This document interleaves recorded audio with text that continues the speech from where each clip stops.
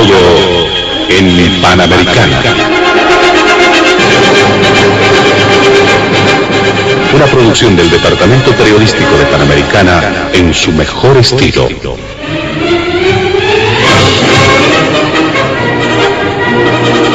Entrevistas exclusivas sobre temas que crean expectativa general. Diálogo en Panamericana. Los sábados al mediodía y cada domingo a las 8 de la mañana. Y en trasnoche a las 24. Quedan ustedes con el staff de periodistas de Radio Panamericana.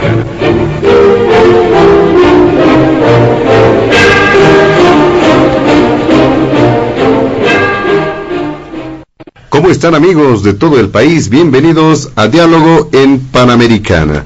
En esta ocasión vamos a considerar varios temas que han estado marcando agenda informativa durante los días precedentes, y sin duda pueden surgir también algunos elementos que pueden de alguna forma configurar la agenda noticiosa de la semana entrante.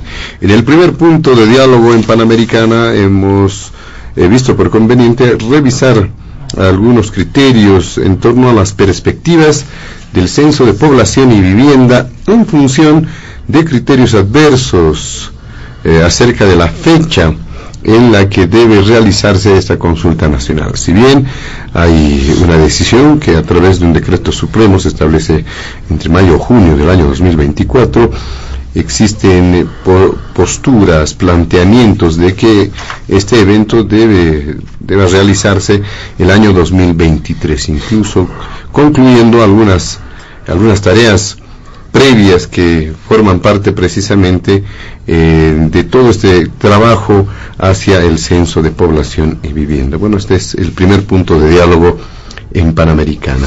El segundo tiene que ver con algunas denuncias respecto, dicen, el verdadero rol de esa figura del informante eficaz en el ordenamiento jurídico boliviano, toda vez de que a través de un decreto supremo también se habría incorporado esta figura que en distintas ocasiones ha sido desechada, dejada de lado, porque se cuestionó precisamente la forma en cómo podría ser utilizado este tema. Por ello, pertinente se ha mencionado de que se pueda revisar de alguna forma cuáles son los alcances reales de esta figura en la estructura jurídica de nuestro país. Y finalmente, el tercer punto es revisar algunos movimientos y acciones contra autoridades subnacionales. Es de conocimiento público que hay acciones judiciales en contra de ciertas figuras de oposición que han estado formando parte precisamente de las informaciones, lo que ha ocurrido con Camacho, Manfredes Reyes Villa, pero también movimientos, se dice movimientos de protesta, algunas acciones de grupos, lo que ocurre en La Paz, contra el alcalde Arias, con un acceso al botadero de basura, con un bloqueo en ese sector, al igual que en Cochabamba, en Caracara ya es tradicional el bloquear, se ha mencionado este tipo de acceso, es decir, una serie de movimientos que se van presentando en algunas regiones que configuran un escenario no solamente de acciones judiciales o legales, sino también de movimientos contra estas autoridades subnacionales. Este es el tercer punto de diálogo en Panamericana.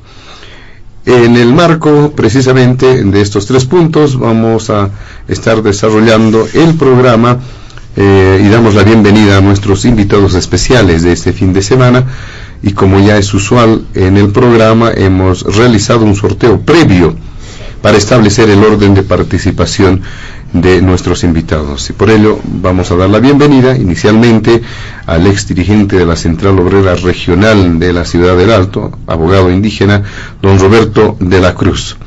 También está junto a nosotros el analista, ex ministro de Gobierno, don Hugo Moldis. Finalmente al ex diputado, al jefe del Movimiento Nacionalista Revolucionario, don Luis Eduardo Siles. Junto a ellos estaremos desarrollando la agenda de diálogo en Panamericana. Y antes de iniciar con las primeras consultas en el programa, vamos a solicitar a nuestros amables invitados de este fin de semana evitar emitir cualquier criterio que sea considerado de racismo o discriminación en el marco de las normas vigentes en nuestro país. Empezamos con usted, don Roberto de la Cruz. ¿Qué decir frente a este primer punto del programa, el tema del censo? ¿Qué dice usted? Adelante. Muchas gracias, José Luis, a la masiva audiencia de Radio Panamericana en todo el territorio patrio y más allá de nuestras fronteras, al igual que compañero Hugo Mollis.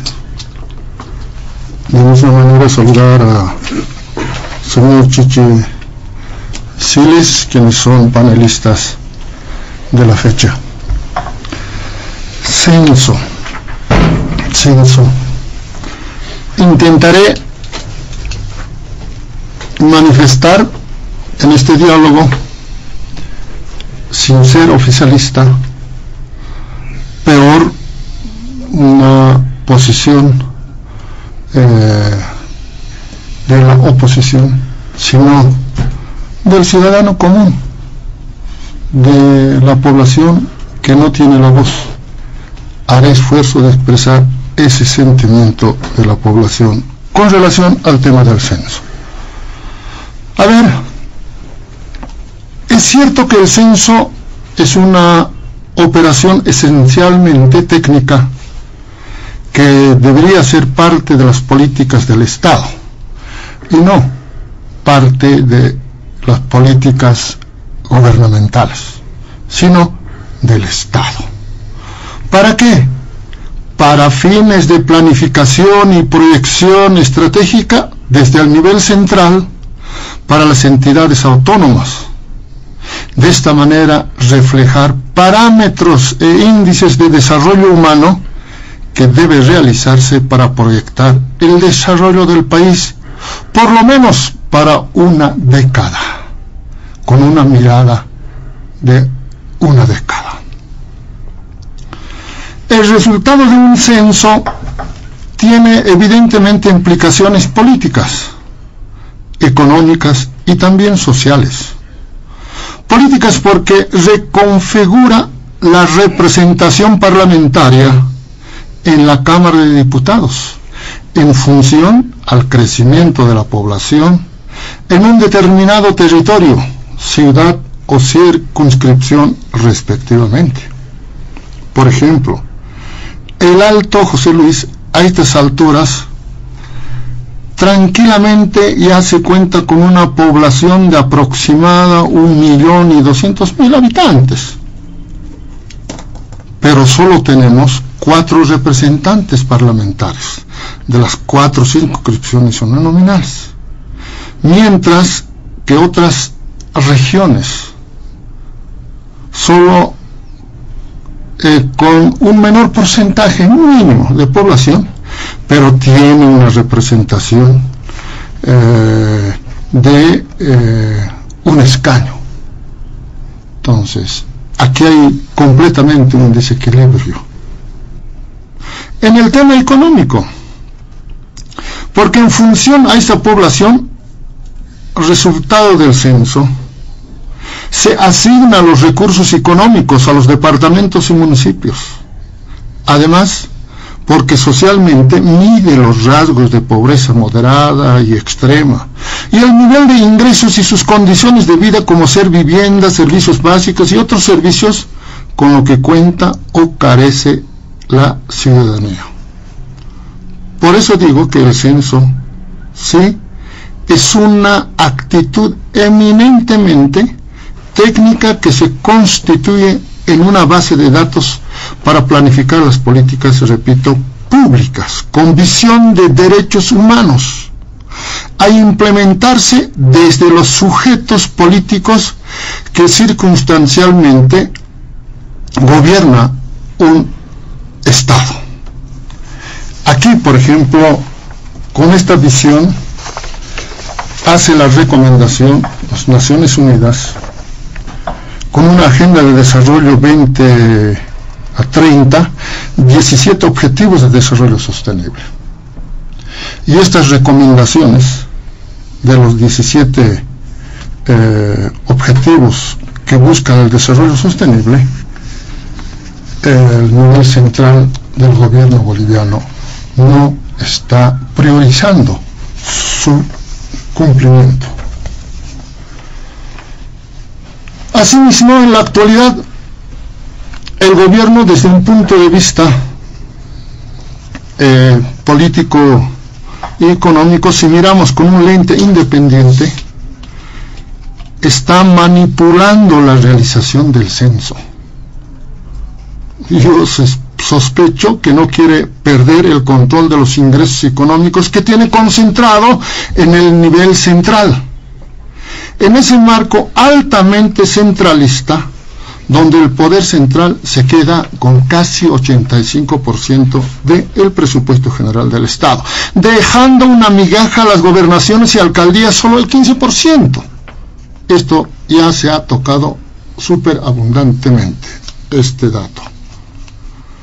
A mi juicio, José Luis, el gobierno centralista, que le gusta administrar el poder, no le conviene realizar el censo porque eso implica contrastar el padrón nacional electoral, además de una descentralización de los recursos económicos de manera obligatoria, que significa aumentar recursos a la ciudad del Alto, a la ciudad de Santa Cruz, Cochabamba y a otras regiones respectivamente. Hacer este trabajo, cumplir con esta obligación, el Estado no le conviene. Así de simple. Finalmente, la creación de comisiones a cargo del Instituto Nacional de Estadísticas, INE, a eso acordaron los últimos días en la reunión con el señor presidente y los municipios, alcaldes de eje troncal, no garantiza que el censo pueda realizarse el año 2023, porque estas comisiones, por la experiencia ya conocida, solo van a burocratizar el proceso de actualización de cartografías por la indefensión de límites entre municipios que actualmente se tiene confrontado en los departamentos o entre municipios, entre ciudades. Ejemplo, el Alto con La Paz, el Alto con Achocalla, el Alto con Viacha y respectivamente. ¿Sí? Entonces, ni siquiera los municipios tampoco cuentan con las cartas orgánicas. Por tanto, a mi juicio, todo apunta a un manejo político partidario para favorecer solamente los intereses políticos del poder del movimiento al socialismo. Frente a esta realidad, José Luis, no existe, no hay una propuesta coherente entre el oficialismo, ni peor la oposición, en el Congreso, en la Asamblea Legislativa Plurinacional. Parece que no existiera oposición, porque en lugar de orientar, en lugar de hacer despertar una conciencia, la oposición está cada vez más perdida. La oposición está cada vez más borrada en la mapa político, lamentablemente. Y ante esta realidad, claro, con cálculo político, el gobierno apunta a llevar el censo a las puertas de las próximas elecciones nacionales. Esto es eminentemente de cálculo político partidario. Situación que el Alto ya se ha manifestado por primera vez. Los salteños, antes que teníamos nuestras diferencias, hoy tenemos una sola posición con relación al censo. Tiene que llevarse este 2023, sí o sí, que no nos maree con conformaciones de comisiones, veremos el resultado, etcétera, etcétera. No, debe llevarse este 2023. Muchas gracias. Muy bien, muchas gracias. Le damos a don Roberto de la Cruz, iniciando el programa, y ahora le damos la palabra a don Hugo Moldis para que pueda hacer referencia precisamente a este primer punto del programa. ¿Qué criterios hay? Hay miradas un tanto adversas, aunque se dice que poco a poco el oficialismo, el gobierno ha estado logrando algunos acuerdos que han derivado precisamente en esa línea, ¿no? Conformar comisiones técnicas para socializar las tareas que se están haciendo. Adelante, don Hugo Moldis. Buenas tardes, José Luis. Buenas tardes a los oyentes de Panamericana. Un gusto estar acá con Roberto de la Cruz, con Eduardo Siles, para abordar, bueno, los temas de la agenda. Una primera, dos hipótesis, una muy coyuntural y otra más bien de largo aliento, estratégica.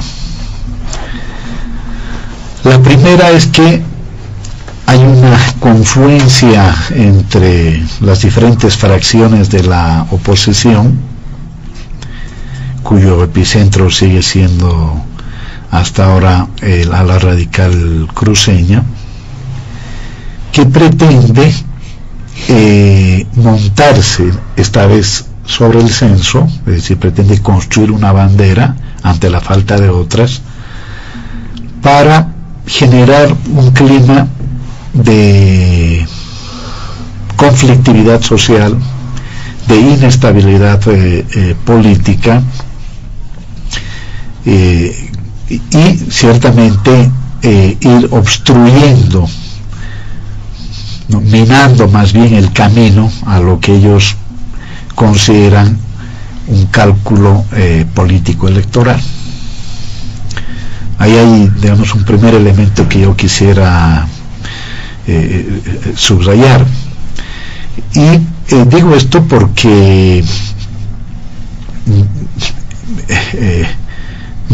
varios, incluso de los que han manifestado en los últimos días su oposición a la reprogramación del censo, ya habían manifestado hace no más de un mes, un poquito, en algunos casos, su preocupación en sentido de que no había condiciones para la realización del censo.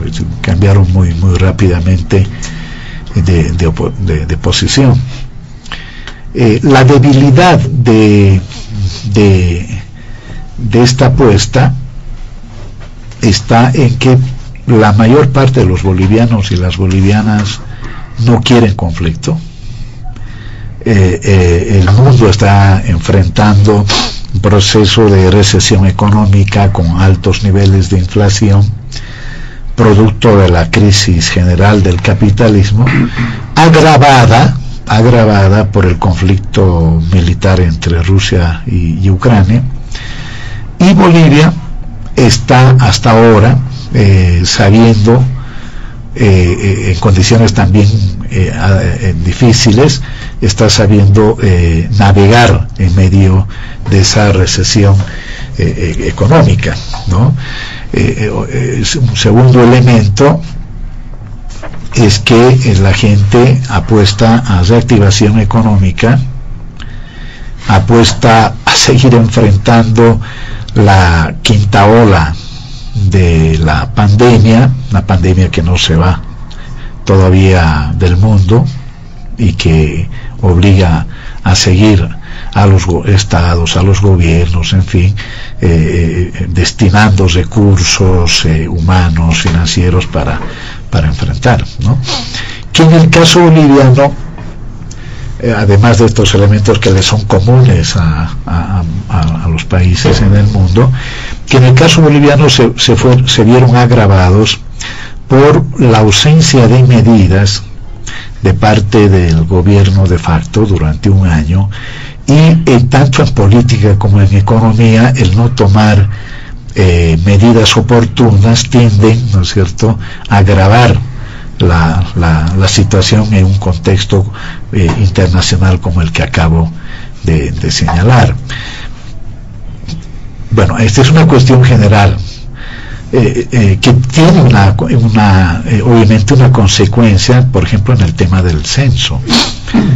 Un año no solo que no se tomaron medidas económicas para evitar los efectos negativos de la pandemia, sino que durante un año se paralizó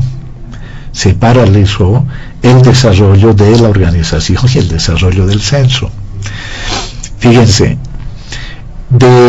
hay cerca de 14 países que han realizado censos, de los cuales como 3 se han visto obligados a postergar 2 veces la realización del censo, ¿no? Chile, Panamá, el Brasil. Los otros, todos, ¿cuál es el común denominador? La pandemia. La pandemia obligó a la reprogramación. Y lo que se había avanzado en preparación del censo durante el gobierno de Evo Morales antes del golpe del de noviembre, sucedió eso. Si lo que se había avanzado se paralizó, no hay ni una sola medida, ¿no? Hay que revisar que hoy es más fácil, ¿no es cierto?, las hemerotecas ya no físicas sino virtuales de los medios, y uno se va a dar cuenta que no se tomó una sola, no se anunció, no se habló, no se dijo, ¿no? De una sola medida, no te digo varios, de una sola medida en la preparación y la organización del censo. La consecuencia es lo que estamos viendo ahora. Por lo tanto, yo diría que ahí sí hay elementos políticos que la oposición prefiere ignorar. Bueno, a ese elemento coyuntural que voy a subrayar, que es la desesperación de la oposición política, social en Bolivia al gobierno de Luis Arce, a la continuidad del proceso de cambio, esa desesperación por oponerse los lleva, ¿no? Y ante la falta de una bandera común, porque hay que admitir que en noviembre del año pasado la oposición tuvo la habilidad, con ciertas condiciones, de convertir la ley 1386 en un factor de articulación común que evidentemente tenía luego propósitos políticos que quedaron al descubierto cuando, a mi juicio, de manera muy inteligente, muy pertinente, el presidente Luis Arce decide abrogar la ley y luego los deja sin piso, tan sin piso que entre el sábado y el miércoles trataron de inventar otras banderas para continuar con el paro cívico indefinido y no pudieron, y tuvieron que levantar. Sin embargo, hay otra hipótesis estratégica que aflora en este debate, a mi juicio absolutamente insulso, sobre el tema del censo, y es que el ala radical cruceña no cree en la institucionalidad boliviana y no cree en la Bolivia como un todo orgánico, la Bolivia como un todo y no como una suma de compartimentos estancos, no como una suma de fracciones a las cuales hay que colarlas con Poxipol, ¿no? Tan es así que en la reunión del día jueves pasado, en una reunión en la que el alcalde Johnny Fernández se desmarcó de la posición de estos grupos radicales, a mi juicio muy inteligentemente, y no tiene nada que ver que sea prooficialista ni nada por el estilo, muy inteligentemente. ¿Cuál era la palabra fundamental? Que, señores, aquí no puede ser que una Comisión Nacional de Autonomía esté por encima de la Comisión Interinstitucional, ¿sí? O sea, terrible, porque hay una Comisión Interinstitucional que es el nombre, que es el disfraz con el que se pretende amortiguar la derrota política a la que les está conduciendo el tema del censo. Y entonces, como no quieren que esa derrota política la pague el comité cívico y por otra parte la pague Creemos, ¿no?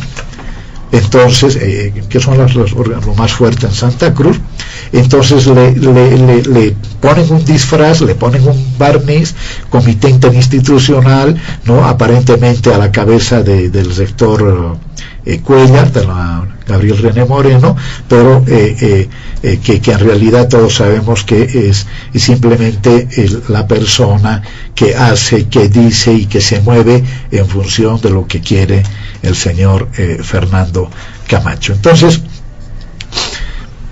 y es preocupante esto, porque Santa Cruz tiene muchos problemas. Los políticos cruceños, sobre todo de ultraderecha, tienen muchos problemas de ingresar de manera natural en el resto del país, precisamente por una concepción de esta naturaleza. Si ellos creen que son el ombligo del mundo, el epicentro del mundo, y con esa mirada, a la cual sería bueno que no he escuchado en la anterior intervención, una mirada absolutamente colonial, se pretende, ¿no es cierto?, ignorar el criterio de los demás. Es decir, ¿quién ha decidido la postergación, la reprogramación del empadronamiento nacional? El Consejo Nacional de Autonomía.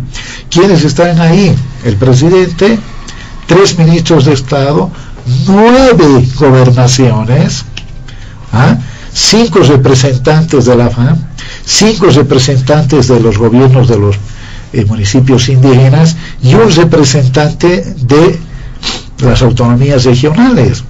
De los 9 no estuvo presente nadie por Santa Cruz. Camacho arguyó que había tenido dificultades de encontrar, ¿no es cierto?, boleto aéreo, pero en realidad todos sabemos que lo que le estaban haciendo es temblar los pies, ¿sí?, temblar las manos, temblar el cuerpo entero sobre un supuesto plan de persecución política que iba a aprovechar su llegada a La Paz, ¿sí?, para, ¿no es cierto?, para la audiencia en el marco del golpe de Estado 1 y detenerlo. La audiencia se suspendió. Ignoro las razones por las que se haya suspendido su declaración. Lo concreto es que él pudo haber llegado y haber hecho escuchar la voz cruceña, que tiene el mismo valor, no tiene más valor, el mismo valor político que el de los otros miembros del Consejo Nacional de Autonomía y que de los otros 8 miembros, ¿no es cierto?, de los otros 8 gobernadores. No tiene más valor que el de todos, ¿no? Igualdad política, igualdad jurídica, que es lo que establece nuestra Constitución. Y sin duda Daniel Camacho pudo haber mandado al vicegobernador. No lo hicieron. El día viernes, reunión con los rectores, y el señor Cuellar, el rector, dijo que había presentado una propuesta que al parecer no es verdad, ¿sí? Pero aún la hubiera presentado, es una propuesta y es una posición de una universidad importante en este país, pero que no es políticamente, simbólicamente, no es ni más ni menos que el resto de las universidades del sistema universitario. Entonces, ahí hay un tema de diseño estratégico, ¿no?, que me permite ver con esto el tema del censo, y es un Santa Cruz que en su ala radical de ultraderecha no termina de entender que Bolivia es un todo orgánico, plural y diverso que debemos respetar. Ahora bien, el INE había dejado de trabajar para hacer el censo en noviembre de este año, ¿no? A pesar de perderse un año por el gobierno de facto, se fue avanzando. Primero había presupuesto asegurado, ¿no? Son 68 millones de dólares del Banco Mundial, el BID, el Tesoro General de la Nación, en fin, asegurado, ¿sí? Segundo, se estaba en un proceso de incorporación de tecnologías que garantizasen todas las etapas del censo, ¿no? La censal y la postcensal, ¿no? ¿Cuál es el nivel de avance de la incorporación de esas tecnologías? No tengo.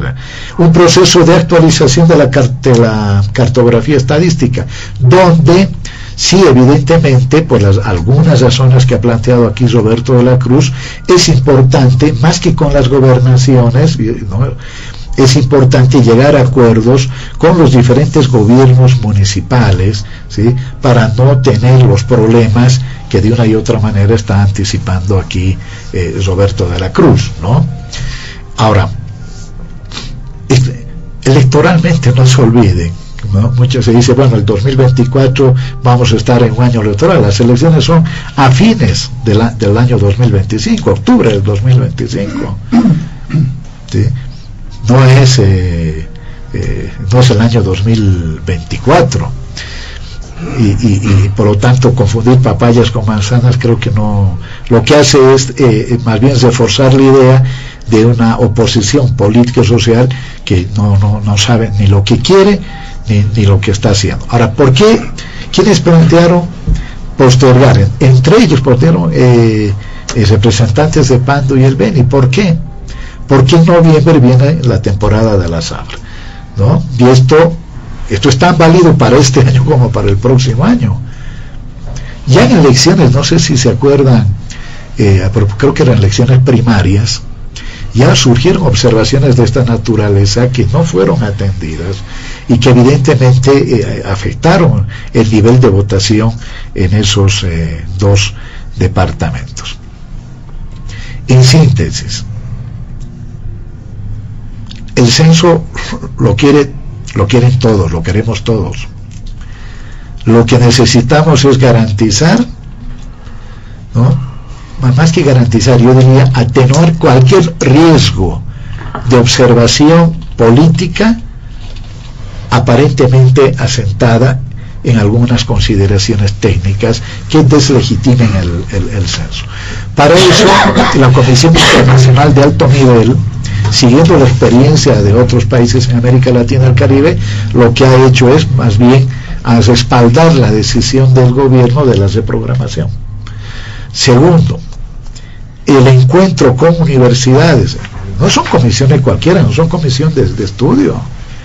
A ver, ha habido gente que ha dicho aquí, censo sí, pero con participación.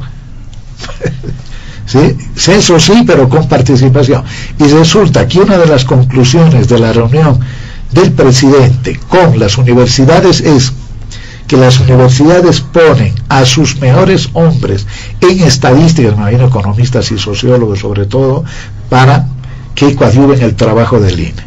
Dos, que la base de la recolección de pruebas, de la encuesta, mejor dicho, sea sobre la comunidad universitaria, sin participación. Ahora, todos sabemos que los resultados del censo no tienen un efecto automático. Sí, eso va a generar, ¿no?, evidentemente en la distribución de recursos, la cantidad de escaños en la Cámara de Diputados, etcétera, pero todos sabemos que eso no tiene un efecto inmediato. Y termino con esto. Es un mito eso de que el gobierno centralista no quiere censo porque quiere seguir teniendo cerca del 85% del pueblo.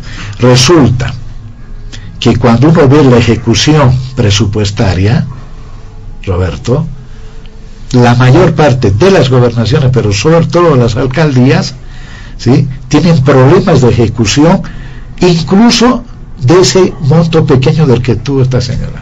¿Sí? No hay un nivel de ejecución, y ahí hay un tema que debe ser resuelto por los vecinos y las vecinas.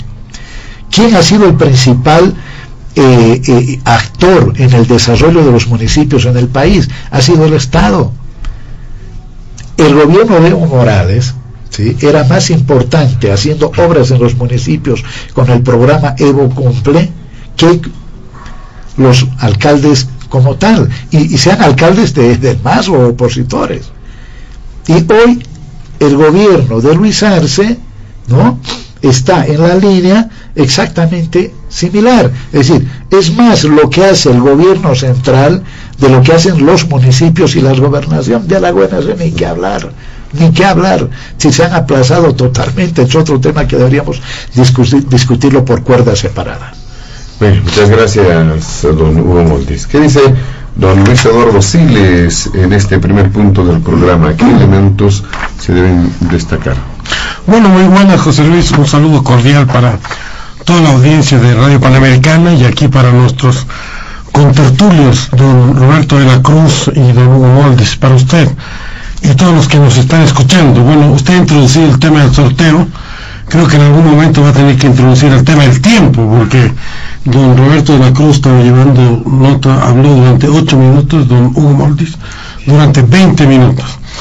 Yo no sé por qué en Bolivia nos cuesta hacer tanto las cosas. En otros países un censo es un evento donde se cuenta la población, se cuenta la situación nacional, se cuenta la infraestructura, incluso en algunos países ya ni hacen un censo de la envergadura que se quiere hacer en Bolivia. ¿Por qué? Porque el Ministerio de Vivienda tiene todos los datos sobre la vivienda, el Ministerio de Salud tiene muchos datos sobre la salud, el Ministerio de Educación, etcétera. En Bolivia, como seguimos en el país de la fotocopia y del arcaísmo en el que vivimos hace 16 años, entonces hacemos estos censos de envergadura. Pero sobre todo porque la polarización abarca hoy en día todo, ¿no es cierto? Lo grande, lo pequeño, lo económico, lo regional, lo racial. La polarización parece que es un tema que tenemos que vivir cotidianamente en todos los aspectos de nuestra realidad. Y eso no puede sorprendernos si es que desde el 2006, desde el Estado, desde el gobierno, se viene descalificando, generando confrontación, generando odio, generando sistemáticamente la descalificación del otro. Hablan de unidad, pero para el nazismo solo hay algunos bolivianos que son dignos de ese nombre, los que les obedecen y los que le responden a ellos. Los otros no son bolivianos y merecen el insulto permanente e incluso ir en contra del sentido común y la racionalidad. A esta altura, más de 2 años después del gobierno del señor Arce, seguir echándole la culpa a la señora Áñez es algo, y no lo digo por defenderla, es indigno, que va en contra de la racionalidad más mínima. Es casi una agresión al sentido común, es una ofensa a la razón, y sin embargo es el único argumento que tiene. ¿Qué hizo pues el INE desde el anterior censo a esta fecha? Han tenido 10 años para preparar el censo, 10 años, 2011, 2012, 2013, 2014, 2015, 2016, 17, 18, 19, 20, 21, 22. Pero aparentemente no hicieron absolutamente nada. ¿Qué hace el Ministerio de Planificación? ¿Qué planifica? ¿De qué se ocupa? ¿Por qué reciben sueldos sus funcionarios? No hacen aparentemente absolutamente nada. Yo quiero decir que censuro la forma en que la señora Galindo, atentando contra la dignidad de las personas, que la mella, sin duda alguna, ataca a los funcionarios y los cuestiona a los gritos, y lo hace con una prepotencia y una grosería que es inaceptable. Pero, toca así un punto, que es la demanda de la sociedad de saber qué hace el aparato burocrático del Estado boliviano hoy en día. ¿Qué hace el procurador, que tampoco le alcanzaron 10 años para perder más de $1.000 millones? $1.000 millones en juicios que no ha tenido la capacidad de ni siquiera intentar defender? No sabemos por qué razón, pero el hecho es que los ha perdido todos. Entonces, así como el INE no pudo hacer el censo en 10 años, prepararlo, el procurador tampoco pudo hacer nada en relación a los jueces que tiene Bolivia. La justicia es el desastre que sabemos, tampoco podía intentar siquiera sentar las bases de una reforma. O sea, ¿de qué se puede vanagloriar el aparato burocrático masista después de todos estos años? ¿De qué logros? ¿Qué cosas hacen realmente los que tienen una visión extremadamente, radicalmente liberal? Dicen, hay que acabar con este Estado, realmente no hacen nada aparte de manipular, echarle la culpa a la señora Áñez o a quien sea, antes eran otros, de robar, de mentir, no hay nada más, y eso realmente es difícil de desmentir. Entonces, en el caso del censo, insisto, aquí había un Ministerio de Planificación, hay un instituto del tema, había la plata, y no es la señora Áñez que postergó el censo, es el gobierno que decidió postergar el censo. Nos dijeron que todo estaba bien, que ya tenía la plata, que estaba organizado, que se iba a hacer, y de la noche a la mañana el gobierno decidió echar marcha atrás y no hacerlo. ¿Cuál es el meollo de la situación? En medio de la situación es que Bolivia se está dividiendo, como lo señalaba un expresidente, entre una mitad que va camino a ser California, un país desarrollado, de crecimiento, de inversión, donde se están yendo además todos los habitantes de Bolivia, o muchos, y la otra mitad que se está quedando atrás. Ese es el meollo del asunto, que el gobierno se niega a agarrar el toro por las astas y enfrentarlo. El hecho de que en Santa Cruz hay un crecimiento económico que supera mucho el de los otros departamentos. El hecho de que hay inversiones, de que hay un clima que es favorable para el desarrollo económico, y el resto de los departamentos se están quedando atrás. El senador Paz Zamora hizo un video que me parece muy interesante, la imagen que aludió. Dijo: ¿cuál es el segundo lugar donde hay potosinos después de Potosí? Santa Cruz. ¿Cuál es el segundo lugar donde hay orureños después de Oruro? Santa Cruz. Y seguramente el segundo lugar donde hay alteños después del Alto es Santa Cruz.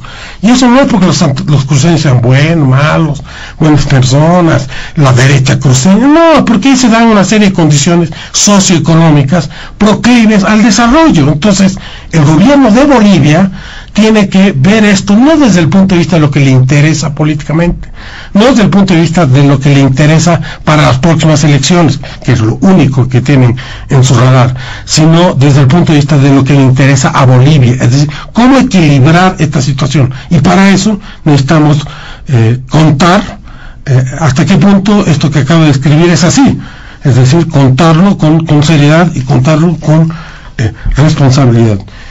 Y cuando existen voces que quieren discutir un nuevo pacto fiscal, es decir, una nueva distribución de la torta económica, bueno, pues hay que tener el valor civil de discutirlo. Es un tema complejo, es un tema difícil, pero no es responsabilidad de la oposición, que tiene muchas limitaciones, sin duda alguna. Es responsabilidad del gobierno, para eso son gobierno, para formular propuestas sobre políticas públicas, el nuevo pacto fiscal. Si el censo va a revelar un tema de escaños parlamentarios que va a ser un lío y un problema, bueno, va a revelar pues. Entonces tenemos que encararlo con la misma valor civil. Y sobre todo, si el censo va a revelar, que es lo más seguro, que existe un padrón electoral que ya no se adecua a la realidad, por no llamarlo un padrón electoral totalmente contaminado, manipulado y sucio, entonces esta será la oportunidad de encarar un nuevo padrón electoral y hacerlo de nuevo para que no hayan nuevas acusaciones y nuevas manipulaciones como ocurrieron en el pasado. Si esto no es así, lo que va a ocurrir, también nos dicen, el resultado del censo se va a demorar 2 años en que salga el resultado. O sea, es como el resultado de las elecciones, se demora 2 meses. En todo el país se demora 2 días, si no es 24 horas, o es instantáneo. Con los instrumentos de la tecnología del día, el resultado del censo no debería demorarse más de 1 semana o 10 días, y conocer, quizás no hasta el último detalle, hasta el último aspecto de detalle, pero en general cómo han crecido los departamentos, cuántos hombres y mujeres hay, cuántos establecimientos educativos, qué infraestructura económica existe. Eso se debería saber inmediatamente.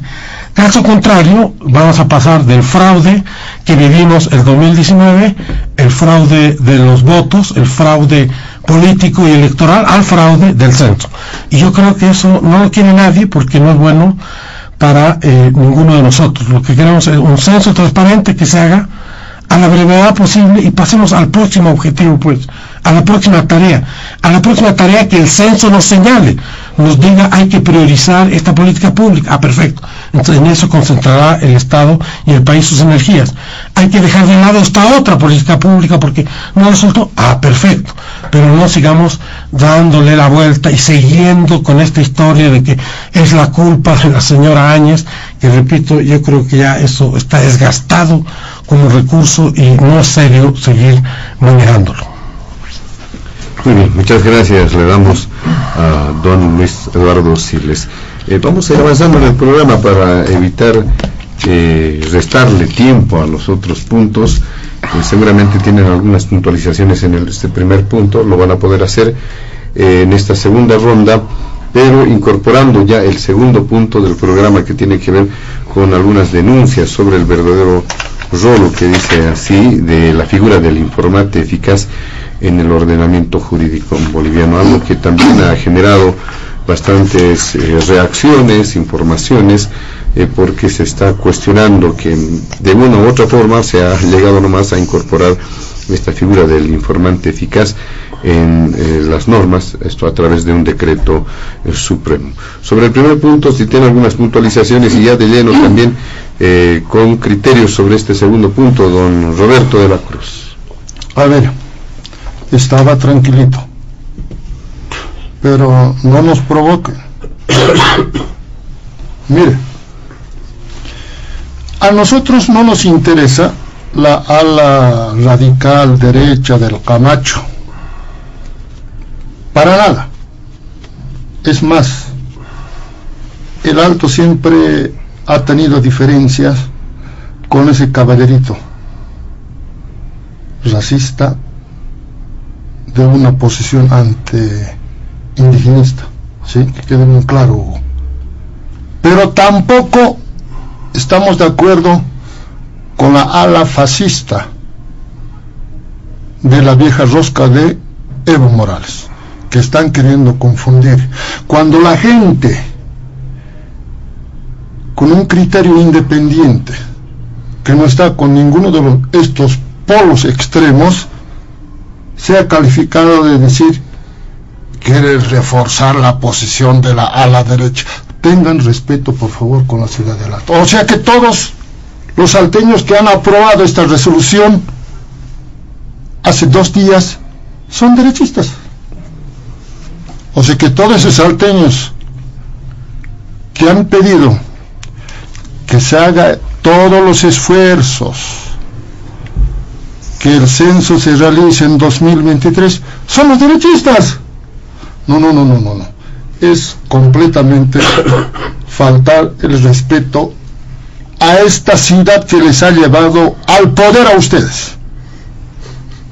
Por favor, les pido a no seguir refiriéndose en ese tema.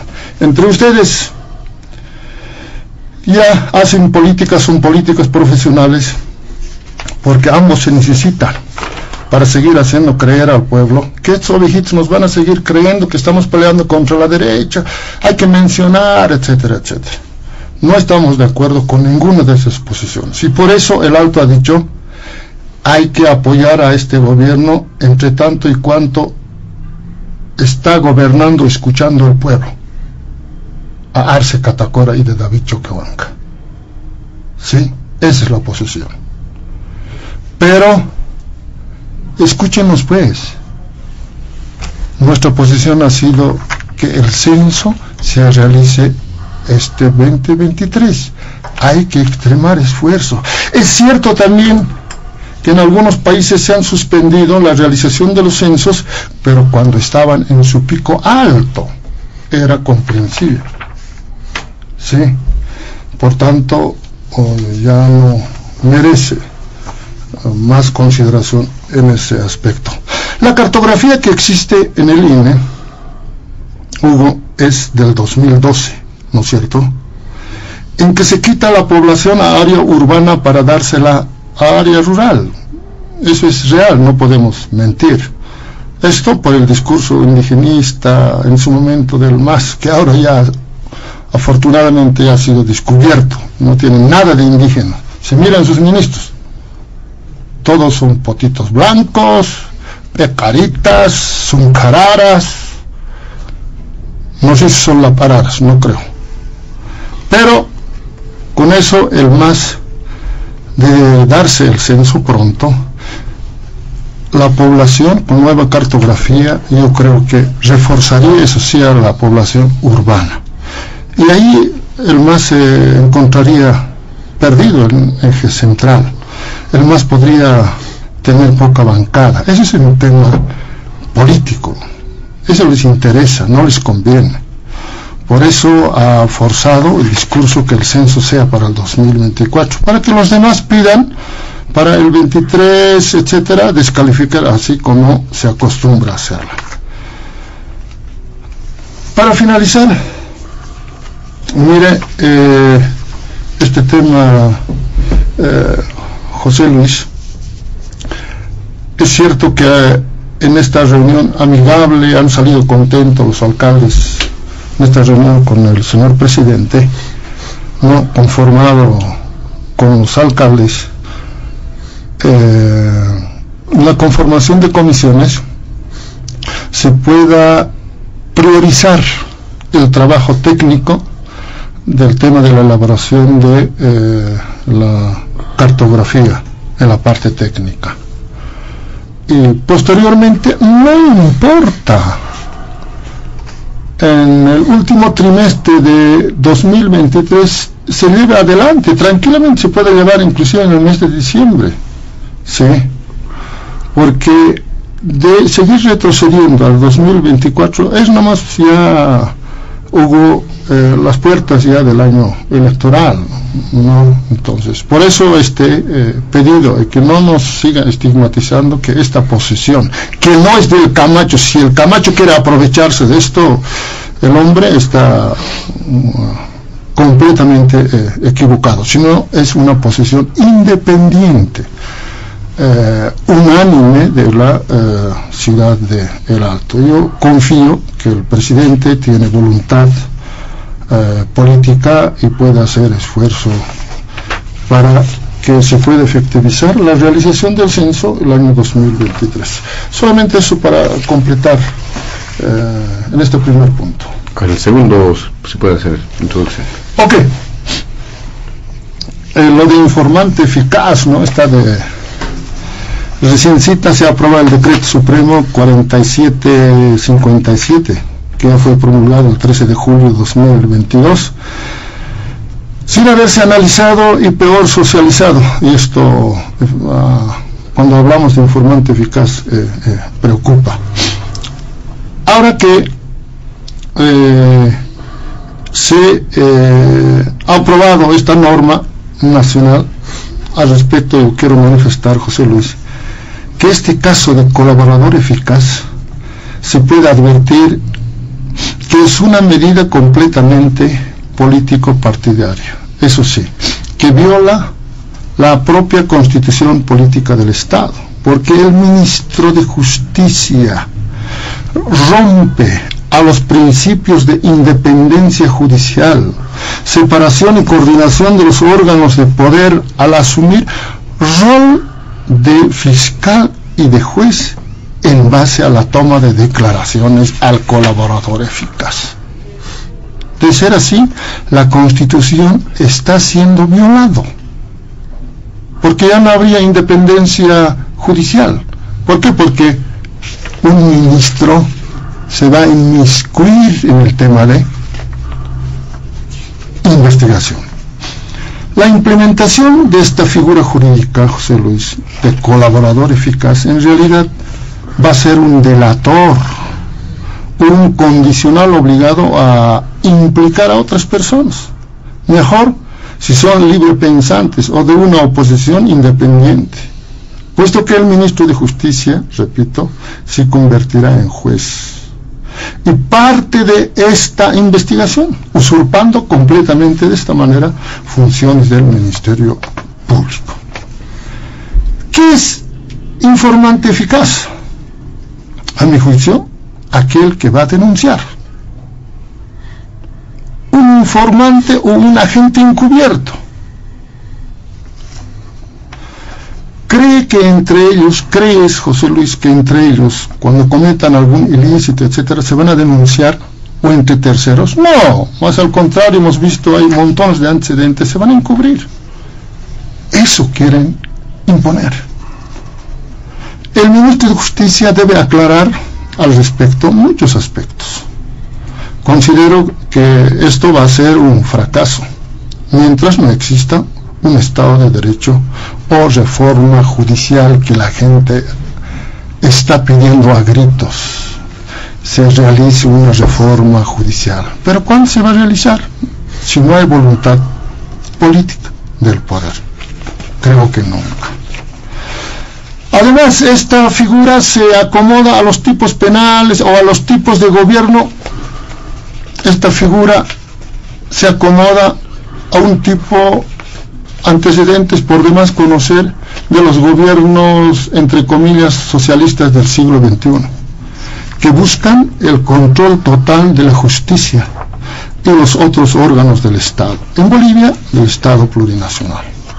Además, permite al gobierno autoorganizar actos contra sí mismo, y los comprometidos en ello serían aprehendidos, como el caso de los jóvenes de la reciente manifestación, que han sido aprehendidos y luego remitidos a la cárcel de San Pedro.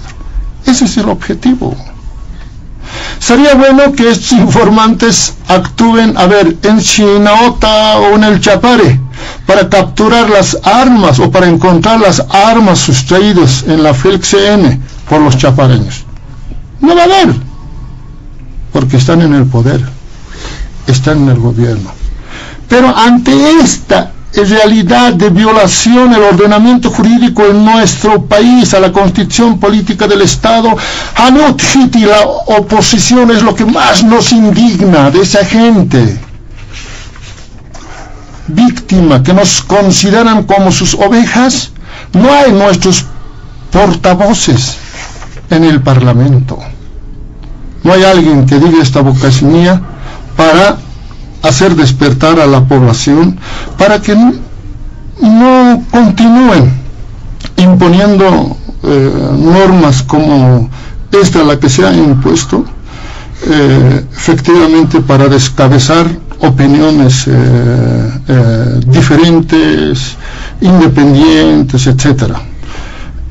Ahora, con relación al tema, para finalizar este punto, si al señor Camacho entre oposiciones efectivamente hay diferencias y quieren solucionar sus problemas llevando procesos en los estrados judiciales, claro, pues va a servir esto, va a servir. Pero aquí no estoy defendiendo a estos caballeritos, porque lamentablemente en los 11 meses de gobierno de Yanina Áñez han hecho estragos, robando, cometiendo hechos ilícitos en nuestro país, y han sido los principales causantes para que nuevamente la vieja rosca del movimiento al socialismo diga: hoy esta boca es mía. No hubiera retornado Evo Morales, pero lamentablemente esos mismos caballeritos han sido causantes. Por eso se necesitan. Por eso entre ellos van a seguir atacándose, van a seguir inventándose, van a seguir preparando, ¿sí? Porque al pueblo nos consideran como ovejas, y nosotros vamos a seguir creyendo a su retórica de discurso que están acostumbrados. Pero creo que este tema la gente de a poco se está dándose de cuenta. Muy bien, muchas gracias, don Roberto de la Cruz. Le damos la palabra ahora a don Hugo Moldis, para que pueda hacer algunas puntualizaciones acerca del primer punto, y de lleno también introducirse al segundo, que tiene que ver con esa figura del informante eficaz. Adelante, don Hugo Moldis. Sí, yo creo que no aporta nada a la audiencia escuchar solo lo que a uno le conviene, ¿no? Este es un nivel de subestimación, además de la gente, que no me sorprende, y cuyo resultado es precisamente lo que la gente rechaza, y lo rechaza de distintas maneras. Los partidos, no importa el nombre, porque los nombres han ido cambiando, pero estos partidos que han manejado el país antes del inicio del proceso de cambio siempre han subestimado a la gente, y es desinformar, ¿no es cierto?, decir que solamente se está hablando de la señora Áñez como la causante de la postergación del censo. Yo he planteado varias cosas, ¿no? La primera, que ha hecho a la realidad de América Latina, y eso es verdad, Roberto, ¿no?, que en el pico esos países tuvieron que postergar, ¿verdad?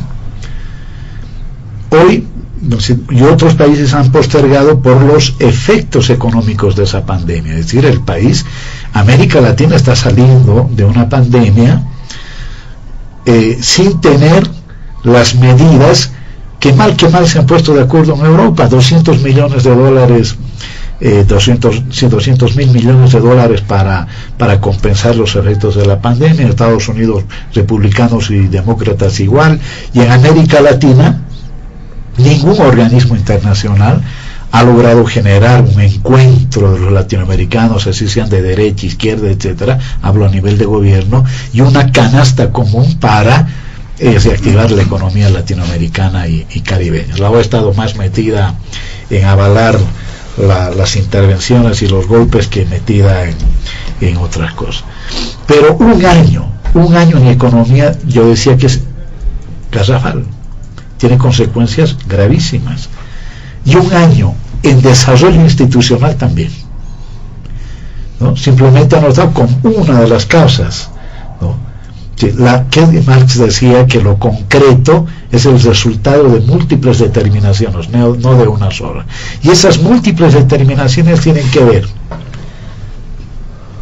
con este contexto internacional complejo, el tema de la pandemia, hoy, ¿no es cierto?, el tema de la crisis militar en el este de Europa, y en el caso boliviano la especificidad, ¿no es cierto?, de un gobierno que no tomó ni una sola medida para continuar organizando el censo. Resulta que se le echa dice muy suelto de cuerpo decirle, ¿no?, que ha hecho el gobierno de Evo Morales durante los años previos al golpe. Claro, no habla del golpe, por supuesto, ¿no?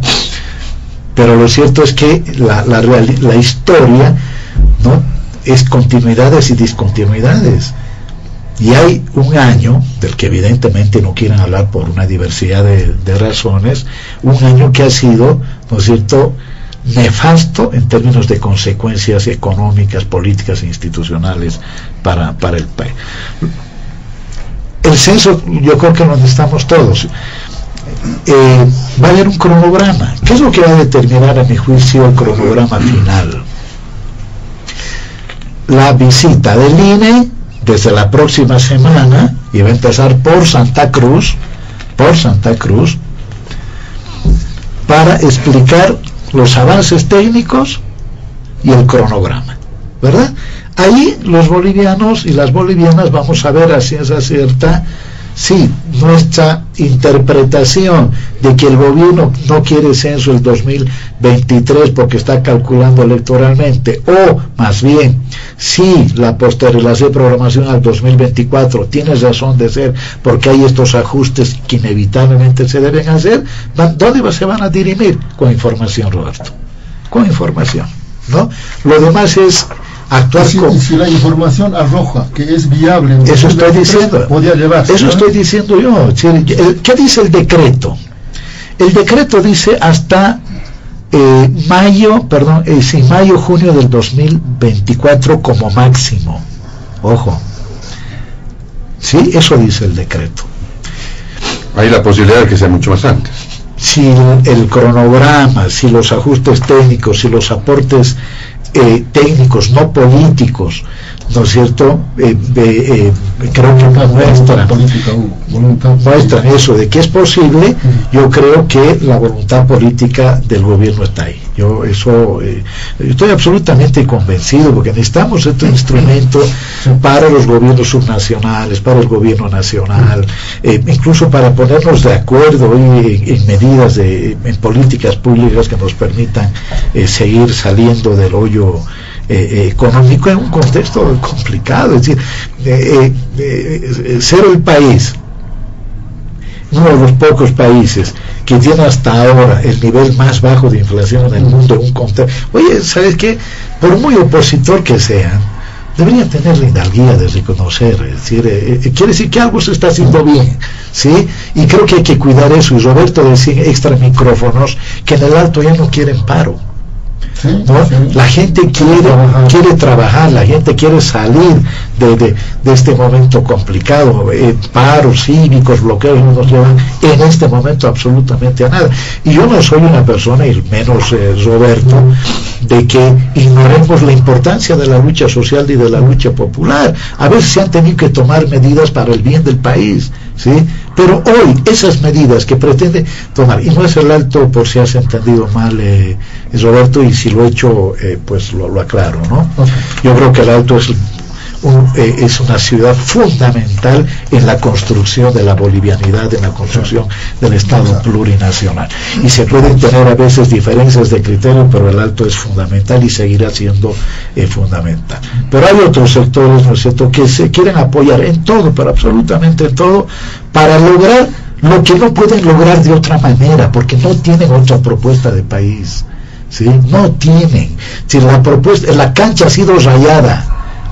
Así como el 52 se rayó la cancha durante décadas, gobiernos militares, civiles, etcétera, el nacionalismo revolucionario, cada vez menos nacionalista, luego entregado al imperialismo, pero bueno, marcó, ¿sí? Rayó la cancha. Hoy, ¿no es cierto?, la lucha del pueblo, y no estoy hablando solo del gobierno del MAS, la lucha del pueblo traducida en la agenda de octubre, la Asamblea Nacional Constituyente, etcétera, etcétera, ha rayado el país de tal manera que ya no va a poder volverse al pasado. Y si van a querer volver como el año 2019, van a tener el resultado del 2020. ¿Sí? Van a tener el resultado del 2020.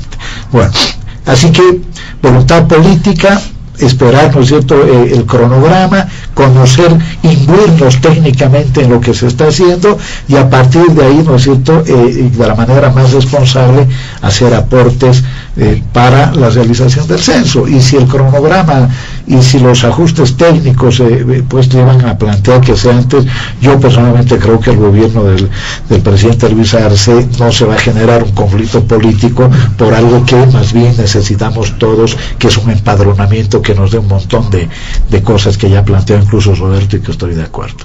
Sobre el tema del colaborador eficaz, a ver, Bolivia tiene una ley, ¿sí?, que es la ley 913, cuando ya se habla de la colaboración eficaz en materia de lucha contra el narcotráfico, no de sustancias controladas. Hago un paréntesis más o menos larguito. La figura del colaborador eficaz es una figura que está hoy presente en prácticamente la mayor parte, yo diría casi en la inmensa totalidad, de los códigos y los procedimientos penales en el mundo. ¿Sí? El colaborador eficaz no es un agente encubierto, no es porque ojo, hay condiciones para que el colaborador, una persona, pueda ser considerada colaborador eficaz. ¿Quién es en definitivo? Es una persona que está arrestada, aprehendida, imputada, ¿no?, condenada por una comisión de un determinado delito, incluso que ya tiene, obviamente, si está condenada es que ya tiene sentencia ejecutorial, pero que tiene un nivel de información fundamental para continuar con la consecución de ese proceso, ¿no? Por lo tanto, no puede ser el principal el colaborador eficaz. El colaborador eficaz son otros, ¿no?, que están imputados formalmente o que han sido sentenciados, que forman parte de una investigación mayor y cuyos aportes puedan ayudar, ¿no es cierto?, a llegar, como señalan mucho los abogados, a la verdad histórica de los hechos. Entonces, ¿cuál es el ámbito de aplicación?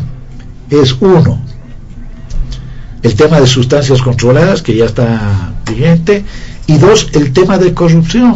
Es decir, aquí no hay nada que tenga que ver, ¿no?, con el tema político. Es querer forzar demasiado las cosas. Y cuando hablamos de corrupción, estamos hablando sobre todo, y yo más bien esperaría que se respalde una figura como esta en materia de corrupción, estamos hablando del campo del Estado, ¿sí? Y cuando hablo de Estado no hablo solo de gobierno nacional, está claro que hablo de gobiernos subnacionales.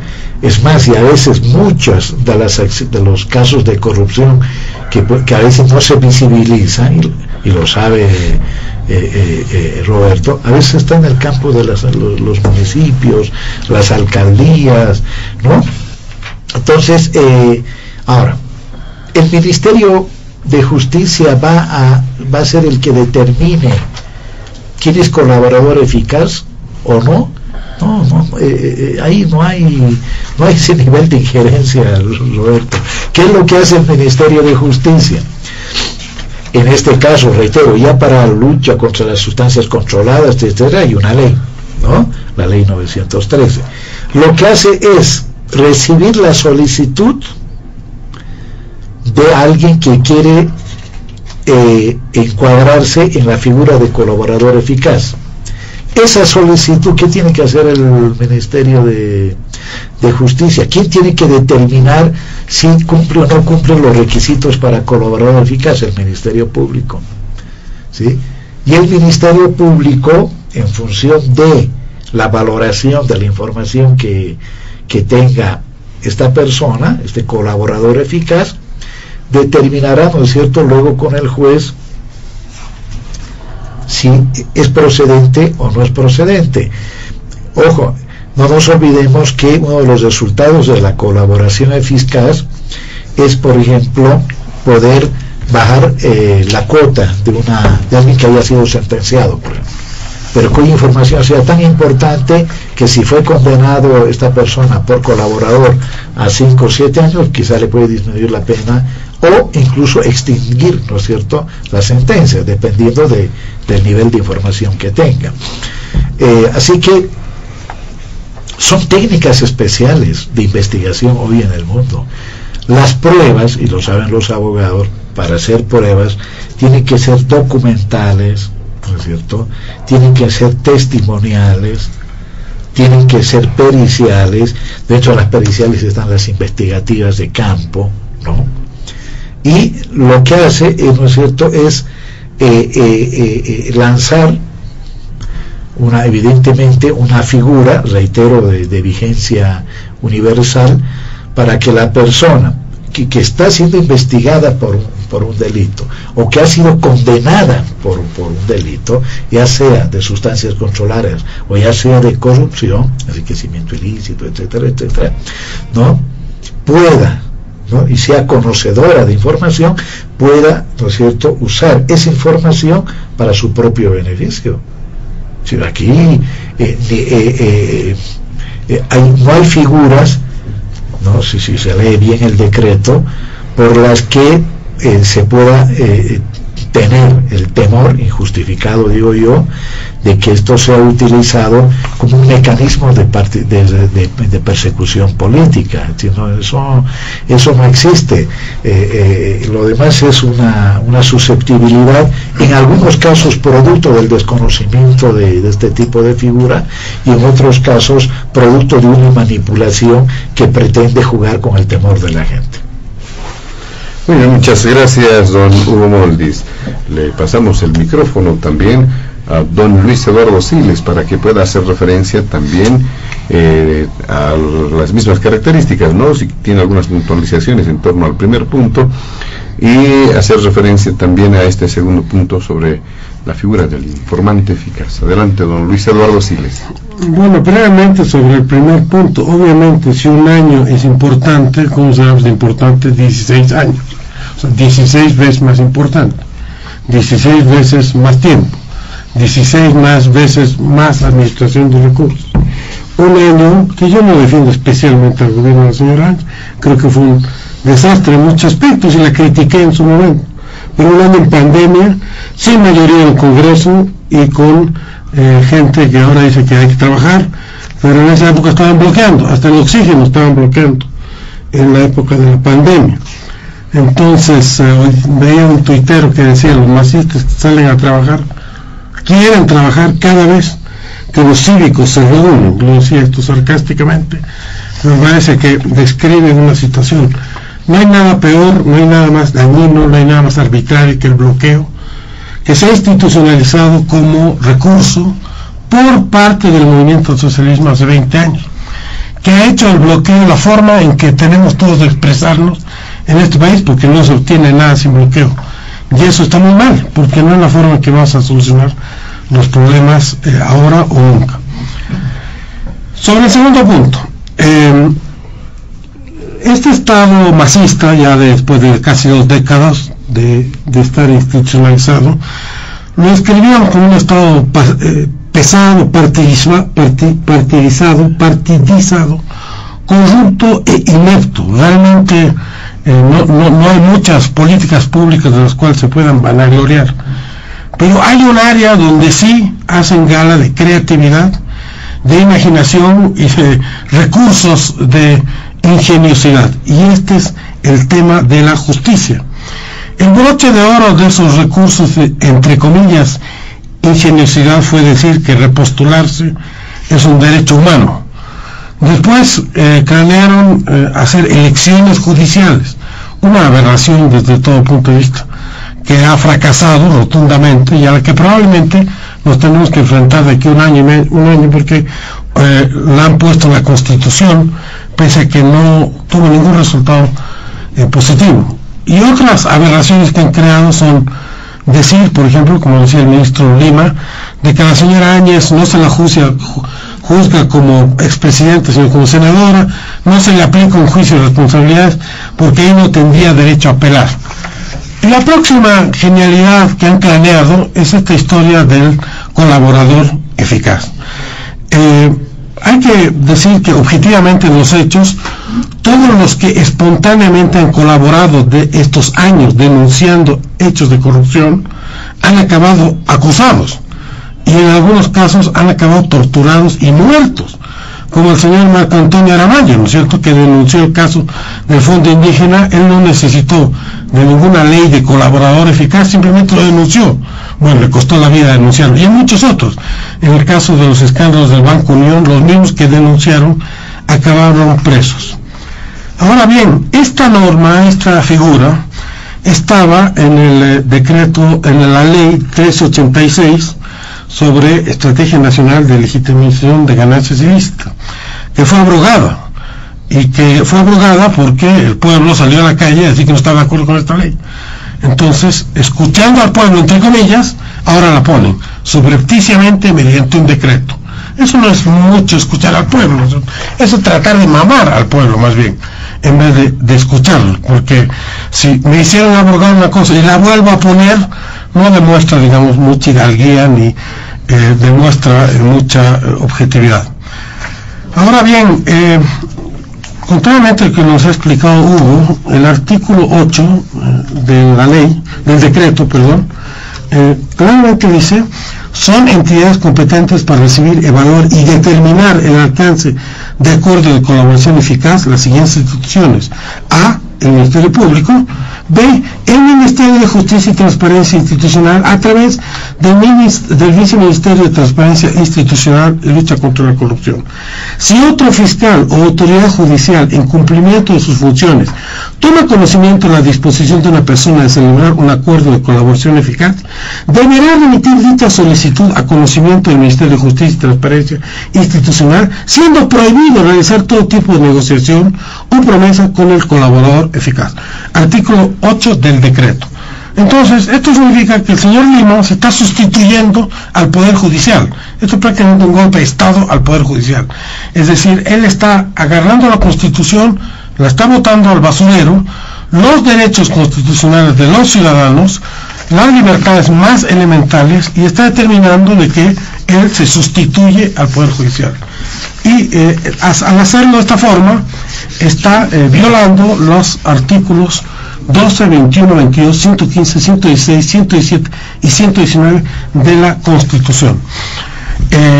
Para hablar con el colaborador eficaz, que nadie va a saber quién es, solo va a haber que hablar con el ministro de Justicia, que de esta manera una parte del Poder Ejecutivo se está involucrando en el Poder Judicial. Eso no es división de poderes, no es respeto a las garantías constitucionales. Esto va a favorecer a los corruptos, que son los del Estado, que venderán, como ha venido ocurriendo este tiempo, a los inferiores, ¿no es cierto? Siempre la culpa del chofer, de la secretaria, de los personal subalterno, y nunca de ellos mismos. Y de esta forma se generará impunidad.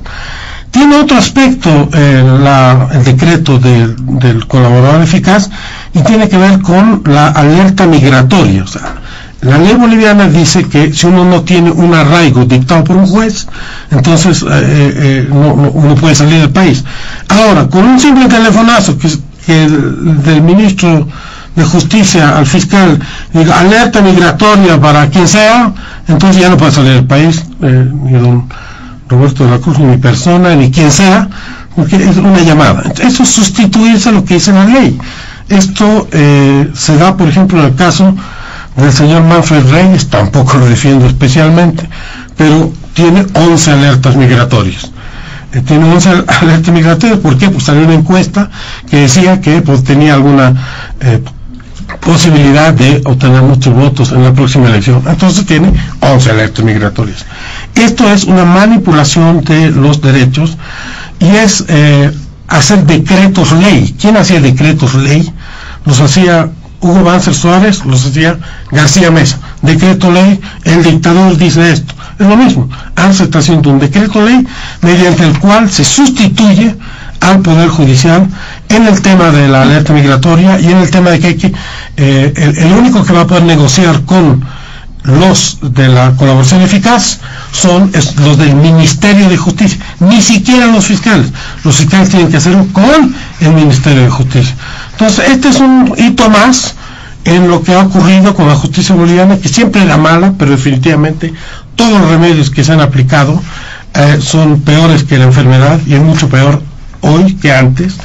Y por último, y con esto concluyo, se da en un contexto donde acabamos de aprender de que la sentencia sobre el caso de Chaparina, que se dio a conocer a las 3 de la mañana, otro detalle muy revelador del estado de nuestra justicia, exime de toda culpa a los responsables intelectuales de ese hecho, que son el señor Evo Morales y el señor Sacha Llorente, y condena a penas menores a los policías que lo mandaron a cometer ese abuso contra mujeres y niños indígenas en Chaparina el 2011. Se da también cuando conocemos todos los casos de la justicia que hemos conocido y que han escandalizado a la opinión pública, la liberación de jueces que habían liberado a condenados a 30 años sin derecho a indulto. Dios mío, esto no debe pasar en ninguna parte del mundo. Ahora ya están trabajando para liberarlos a los jueces y para seguir haciendo de la justicia un carnaval sin fin. Muy bien. Vamos a continuar en diálogo en Panamericana. Vamos a aplicar el mismo método, el mismo estilo, para dar cuenta del siguiente punto de diálogo en Panamericana. Sin duda, también existen puntualizaciones, algunas referencias, algunos apuntes acerca de este segundo punto de la figura del informante eficaz, pero también de lleno vamos a ingresar al último punto de diálogo en Panamericana, que tiene que ver con esos movimientos, esas acciones en contra de algunas autoridades subnacionales. Lo habíamos explicado al inicio del programa. Hay movimientos, movilizaciones en contra de ellas, también acciones legales, judiciales, y se hizo referencia a algún ejemplo en el programa. Y ¿qué es lo que está ocurriendo con todo esto a nivel de las autoridades subnacionales? Empezamos con usted, don Roberto de la Cruz. Sí, pero cuando estábamos con una mirada fijamente clavada con Chichi Siles, creía que me escuche, pero se ha escapado, ¿no? Ojalá retorne rápido. A ver, yo me acuerdo parecido esto de colaboradores eficaz o colaborador eficaz, que no es otra cosa que informante, que me hace recuerdo el 2003, cuando Goni era gobierno, ¿no? Pues quiero que escuche Chiche, ¿no? Porque el 2003 el desplazamiento, aparte del desplazamiento de los militares, ya llegó Chiche, el desplazamiento de los militares en la masacre de octubre de 2003, che, como una avanzada estaban civiles, civiles, pero esos civiles habían sido hombres uniformados, pero de civil, con sus mochilitas, inclusive con piedras así, junto con nosotros, arrojando inclusive contra las Fuerzas Armadas, pero que eran miembros de las Fuerzas Armadas, del Departamento Segundo de las Fuerzas Armadas. del Ministerio de Gobierno, la inteligencia. ¿Quiénes? Al momento cuando se voltearon esos vagones de trenes para evitar el paso de los tanques asesinos, estaban esos jovencitos junto con nosotros, pero miembros de las Fuerzas Armadas, de la inteligencia. O sea que esta práctica, Chichi, ha existido desde antes en el gobierno donde usted estaba, en el gobierno con Gonzalo Sánchez Lozada. Así lo han masacrado al pueblo. Miembros de la inteligencia cumplían ese rol. ¿Sí? A uno lo detenían, inmediatamente ponían dinamitas en su mochila, sembrando pruebas. Por eso pues, Roberto de la Cruz ha sido encarcelado a Chonchocoro, como si Roberto de la Cruz fuera terrorista. Ese era el tipo penal que me han inventado. Entonces, no es nuevo. Pero lo que sí me preocupa, Hugo, es que cuando dice estos colaboradores eficaces, si existe en específico, van a cumplir tareas para temas de el narcotráfico, de corrupción, sí, vale la pena la existencia de estos colaboradores eficaces, porque por miedo a un ajuste de cuentas o hacer eliminación del tema del narcotráfico, la gente, por más que haya visto el trabajo ilícito del narcotráfico, tiene miedo de denunciar, tiene miedo y se calla. Entonces necesita, pero esto debería de ser así como el tema de corrupción.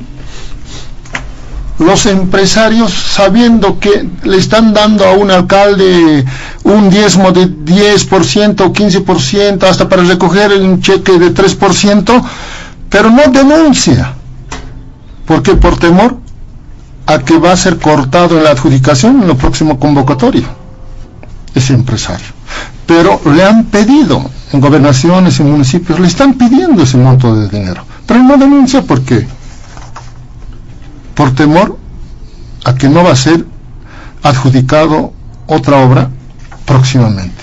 Para ese tipo de casos, Hugo, sí necesita esta figura política, pero sin el concurso del ministro de Justicia, pues tendría que estar aquí encargado ya el Ministerio Público, a la cabeza del Ministerio Público, por un tema de la independencia del sistema judicial, por el tema de la independencia de los órganos del Estado, porque al permitir el concurso, la participación del ministro de Gobierno, no puede, o ministro de Justicia, corrijo,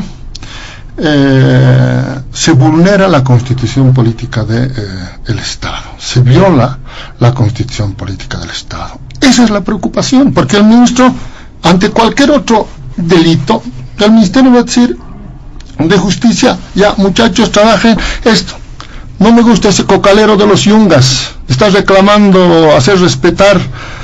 Por ley se ha creado solo 2 mercados, pero hay un solo mercado en La Paz, pero tenemos que inventar uno. ¿Quién está protestando? Entonces hay que agarrar al pescuezo, hagan lo que sea por ganarse puntos. Ese eficaz hombrecito va a sembrar, así como antes Goni ha sembrado a través de la inteligencia para encarcelarnos, para masacrar al alto.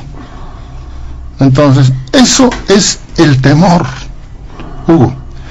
Y si corrigen este aspecto, es aún todavía el tiempo, ninguna norma está escrita en piedra, es posible, es inconstitucional esta norma.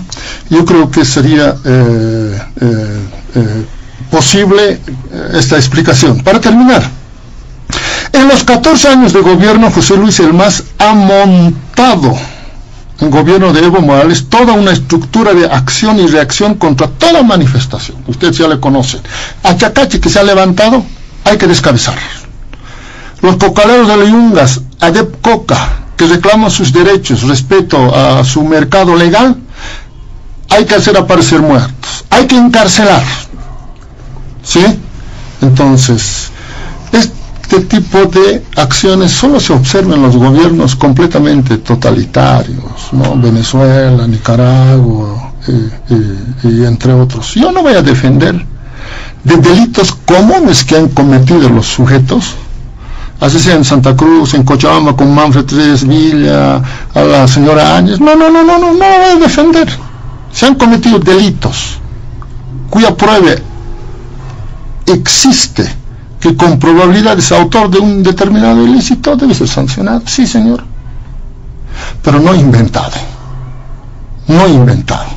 Este último a nosotros nos ha molestado, un bravucón ataque a nuestra alcaldesa Eva Copá por parte de un viceministro, ¿no? Con adjetivos muy fuertes. Entonces ese tipo de acciones molesta. Entonces nosotros sospechamos que en el país se está desatando el retorno estratégico de Evo Morales. Para eso están retornando la vieja rosca del MAS, está preparando terreno, arrinconando al vicepresidente David Choquehuanca, al gilata David Choquehuanca, que no le dejan ni siquiera hacer seminarios de formación política, pero sí un satuco muy allegado a la vieja rosca del MAS, sí le permiten. No, pues hoy tenemos un presidente, se llama Luis Arce Catacora, tenemos un vicepresidente que el pueblo ha elegido, se llama David Choquehuanca, por tanto merecen respeto, tienen todo el derecho dentro del marco de libertad de expresión y pensamiento, etcétera, a cumplir ese tipo de trabajos que es necesario, es necesario, pero de ninguna manera cuando el pueblo hace despertar, en ese caso nosotros, cuando ahora con Jaime Solares estamos intentando de conformar una Asamblea Nacional Deliberante para hacer despertar a la gente con una conciencia revolucionaria dentro del marco democrático, entonces nos pueden inventar con algún motivo sembrarnos algún delito. No estamos de acuerdo. Ucatua Nayaja, Gilanaka, Culiacanaka, Maitaña, Munapsma, Kunate Hualiquija, José Luis, Hualiquisquio, Kunate Han Hualiquijana, Negasaptua, Hanio Hualiquite. Ahora, no tenía ninguna referencia sobre el último punto, como lo habíamos manifestado, y el tiempo está agotado. Sí, ya había manifestado, sí. Yo no voy a salir en defensa, de alguien que ha cometido, ilícitos, no puedo salir en defensa, pero sí, si alguien ha trabajado dentro del marco democrático, como por ejemplo la vulneración de los derechos humanos, sí señor, vamos a salir en defensa, así como nosotros estamos saliendo en defensa de la señora alcaldesa de la ciudad de El Alto. Muy bien, ¿qué dice usted, don Hugo Moldis, en este último punto del programa, esos movimientos, acciones contra algunas autoridades subnacionales, también sus puntualizaciones sobre el segundo punto? Sí, a ver, para ir cerrando el segundo punto, cuando se lee mal la historia, o sea, si se leen los textos mal y luego se lee mal la historia, entonces obviamente las conclusiones van a ser equivocadas. El artículo 8, al que ha hecho referencia Chichi Siles, ¿cuáles son las entidades competentes para recibir, para evaluar y determinar el alcance del acuerdo del colaborador eficaz? Además de eso, vamos a ver, incluso hay una prelación jerárquica ahí, ¿no? En los textos jurídicos hay una lógica jurídica que acompaña, no es que porque se me ocurrió pongo primero esto y después la otra cosa. El Ministerio Público a través de fiscales de materia. ¿Qué quiere decir eso? Que si hay un fiscal de materia que está investigando un hecho de corrupción, incluso donde ya hay sentenciados, ese fiscal puede recibir la solicitud de colaboración eficaz de alguien que esté imputado formalmente. Esto para despejar las preocupaciones de Roberto y de quienes pueden estarnos escuchando. Alguien que ya esté imputado puede ¿no?, aminorar su sentencia o incluso extinguir la acción penal contra él, se dice muy bien, yo estoy imputado dentro de este caso de corrupción y tengo esta información que dar. No puede ser otro, es decir, por eso no estoy de acuerdo con la figura del informante. No, es alguien que ya está imputado o que ya tiene sentencia, ¿sí?, de la cual puede beneficiarse con una reducción de la misma, porque lo que aporte tiene que ser aquello que no conoce el juez y el fiscal, que es superior a lo que, porque a veces los fiscales emiten sentencias sobre el campo de acción del que han conocido, pero puede ser que, como se dice, que debajo de la manga existe otra carta más, ¿no?, que existan más cosas contra los principales, o acusados o sentenciados por un delito. En materia penal eso tendría que ser como prueba extraordinaria, aparte ya porque ha sido el hombre o la mujer sentenciado, sí, a través de un testigo o una... Exactamente, alguien que dice, no, hay esto más, digamos, ¿no?, sobre el caso, pero específico, porque uno es investigado y sentenciado, etcétera, procesado por un tema específico. Segundo, dice el Ministerio de Justicia, como entidad competente, a través del Viceministerio de Transparencia Institucional y Lucha contra la Corrupción. Es decir, Bolivia es un todo orgánico, el Estado es un todo, pero no es que aquí el Ministerio es el que va a determinar si ese es colaborador eficaz o no, llega a tener conocimiento, ¿sí?, y no me parece mal, porque el Ministerio de Justicia, el Viceministerio de Justicia, el Viceministerio de Lucha contra la Corrupción, muchas veces pueden enterarse de cosas o que están socapadas por el fiscal de materia o están ignoradas por un determinado juez. Entonces tendrá conocimiento y aportará su criterio. No, pero no va a decidir. Quienes deciden quién va a ser o no es el Ministerio Público, ¿sí?, a partir de la información que se tiene. Ahora, el punto que le preocupaba, que mal leía Eduardo Chichisinas: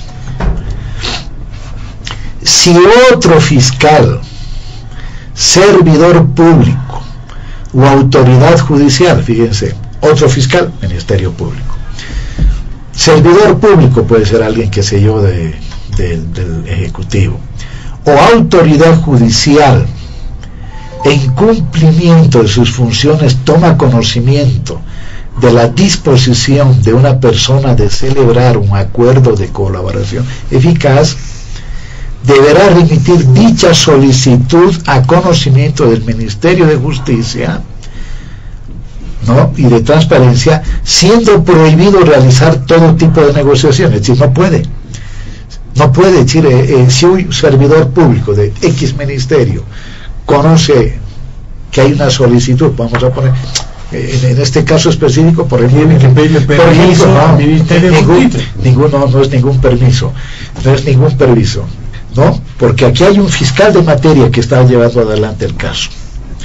Pero si aquí hay otro fiscal, otro servidor público que llega a conocer lo mismo, lo que tendrá que hacer es conocer y remitir los antecedentes, etcétera, etcétera, a quien está conociendo el caso, al fiscal de materia, ¿sí? Entonces es un tema de interpretación, ¿no? Ahora, y para evitar ese tipo de malinterpretaciones, si me permite, te pregunto además, ¿por qué, ustedes del poder no han socializado antes de aprobar el decreto? ¿Por qué no han socializado? Yo tengo un compromiso ideológico político, Roberto. Yo me considero hoy un analista político. Si tengo mi camiseta como la tomas tú, yo no, digamos, no tengo ninguna función. Quiere ser interesante, ¿no? Si socializaba, en el gobierno, ¿no? Uno más, otro menos. Bueno, yo en términos generales, ¿qué creo? En términos generales, Roberto, yo creo que hay leyes que tenemos que encontrar la manera de, sin tragarlas mucho tiempo, ¿no ves? Porque a veces también nos conocemos.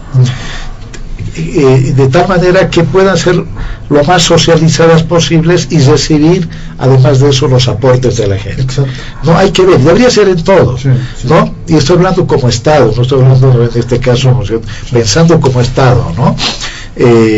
Porque es mejor a veces perder el tiempo, 2 meses socializando algo, que luego perder 4 meses o 5 meses tratando de aplicar, ¿no? Bueno, entonces, no, y el otro ya, digamos, es lo segundo, es decir, habla de 16 años teniendo en el gobierno y 6 años donde han revertido no solo 2 décadas de conducción pésima de este país, sino más de 30 años con dictaduras militares de por medio, ¿no?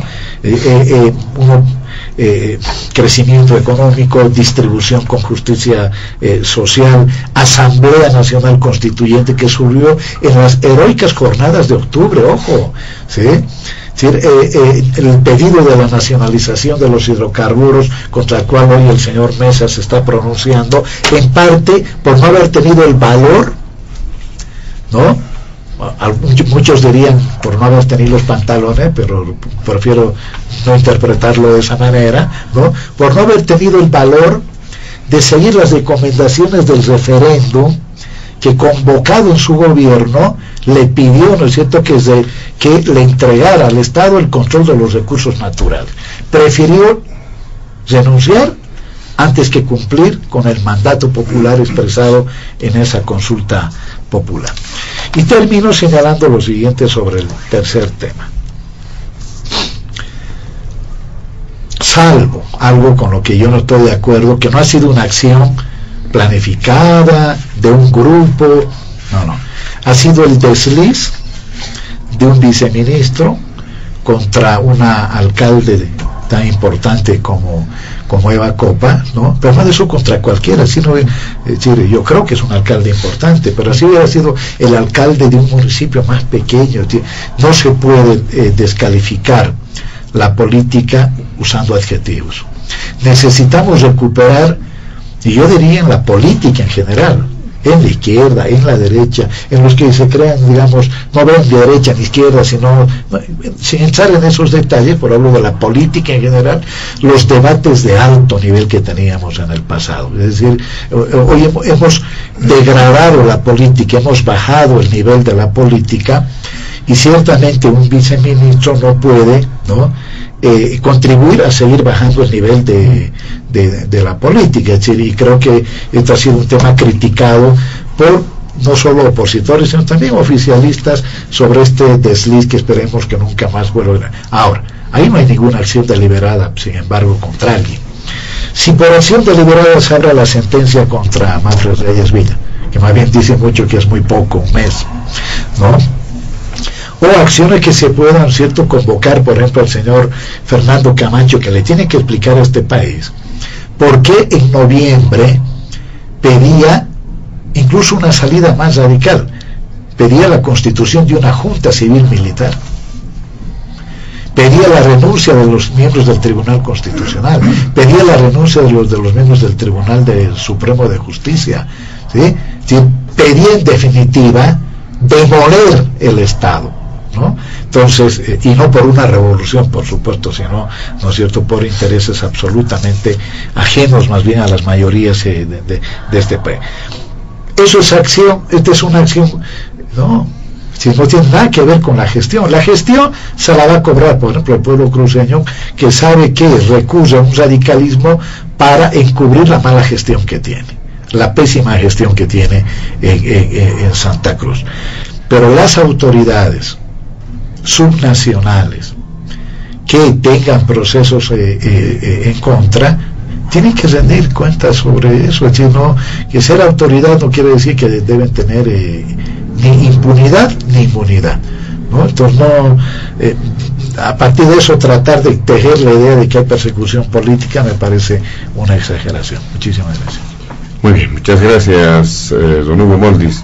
Para finalizar, don Luis Eduardo Siles, en el mismo estilo, sus referencias al segundo punto para concluir, y también el tercer punto, ¿no? Porque no solamente se está hablando de temas judiciales, ¿no? Hay también movimientos que se hicieron evidentes, sobre todo en Santa Cruz en determinado momento, en La Paz. ¿Cómo ve este tipo de situaciones? Bueno, en primer lugar, sobre el artículo 8 del decreto ley dictado por el presidente, en el que se inmiscuye en el Poder Judicial, nuestro amigo Hugo Moldes hace un ejercicio que no logra, en mi opinión, que es tratar de decir que las palabras desde el punto de vista semántico no quieren decir lo que quieren decir. Entonces es que yo mal leo, entonces lo voy a volver a leer para que los oyentes puedan juzgar, sobre todo los que tienen algún conocimiento de derecho. Solo la última parte del artículo 8. Si otro fiscal o autoridad judicial, en el cumplimiento de sus funciones, toma conocimiento de la disposición de una persona de celebrar un acuerdo de colaboración eficaz, deberá remitir dicha solicitud a conocimiento del Ministerio de Justicia y Transparencia Institucional, siendo prohibido realizar todo tipo de negociación o promesa con el colaborador eficaz. O sea, en el idioma español significa que el fiscal tiene que pedir permiso al Ministerio de Justicia para tratar con el colaborador eficaz. Independientemente de cualquier eufemismo que se le quiera encontrar semántico a esto es lo que significa, y esto es una subordinación del poder judicial al poder ejecutivo. Por si no supiéramos que en este país, incluso en el gobierno de la señora Áñez, los fiscales están a la orden del poder ejecutivo. Aquí lo que se está haciendo es legalizar esa situación, oficializarla, hacerla pública, volverla ley, que los fiscales tienen que cuadrarse ante el poder ejecutivo.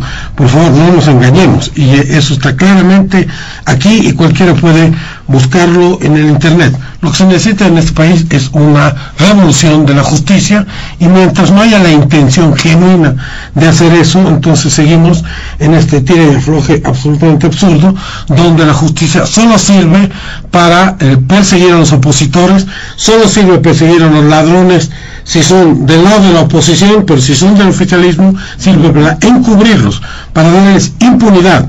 Y los casos de ese tipo son absolutamente muy nutridos durante todos estos años, son públicos, todos los días hay uno.